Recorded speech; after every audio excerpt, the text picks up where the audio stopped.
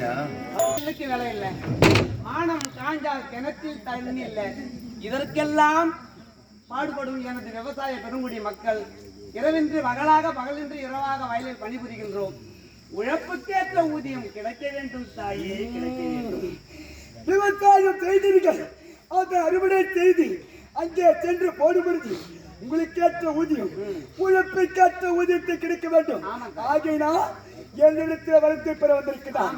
அப்படியே செய்கிறேன். இதை பார்த்தாயா, நீ காட்ட பிரகாரம் விவசாயம் நிலைக்க உன்னுடைய அறுவடை செய்த பொருள்கள் அனைத்தும் அங்கே கொண்டு சேர்க்க. அப்படி இருக்கும் சமயத்தில் உனக்கு எந்த உழைப்புக்கேற்ற ஊதியமோ அனைவருக்கும் அப்படியே கிடைக்கும். இதோ பணத்தை நான் உனக்கு கொடுத்து வேறு என்ன வர வேண்டும்? தாயே, இங்கிருந்து பிள்ளைகள் வெளியூர் சென்று உழைக்கின்றார்கள். அவர்களுக்கு யாதொரு ஆபத்தும் இல்லாமல், அவர்களுக்கு உழைப்புக்கேற்ற ஊதியம் ஏமாற்றம் இல்லாமல் கிடைக்க வேண்டும்.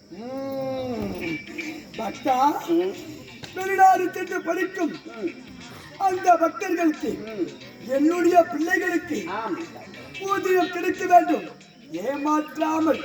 அப்படி இருக்கும் சமயத்தில் இந்த வரத்தை நிறுத்தின கேட்கிறான். உலகாலும் நாயகினான், எனக்கு தெரியாமல் எதுவும் நடக்காது.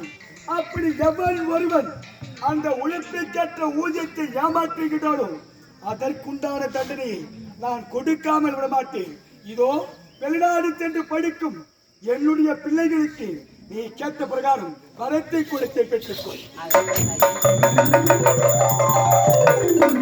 வர வேண்டும் தாயை, அன்றொரு நாள் அங்க படிக்கும் பிள்ளைகளுக்கு வரம் கேட்டு, ஆனால் இன்றைக்கு கோட்டப்படியில் முதல் மாணவியாக இருக்கின்றார்.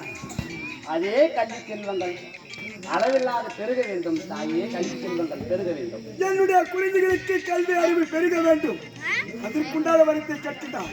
ஆகட்டும், என்னுடைய பிள்ளைகளுக்கும் என்னுடைய குழந்தைகளுக்கும் கல்வி செல்வம் நீடோடி காலம் வாழ்ந்து கொண்டே இருக்கும்.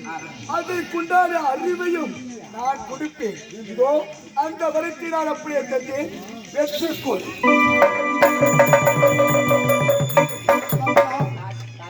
உனக்கேற்றவர்களை தந்துவிட்டு இன்னும் வேற ஏதாவது வேண்டுமா? இத பார்த்தாயா பக்தா, மாநில பிறவியாக பிறந்து விட்டால் எவ்வளவு கொடுத்தாலும் போதாதென்றுதான் உரைப்பார்கள்.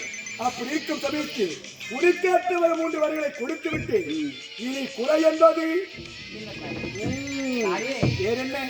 ஒன்றும் இல்லை தாயே, உனக்கு இந்த உற்சவம் நடக்கின்றது.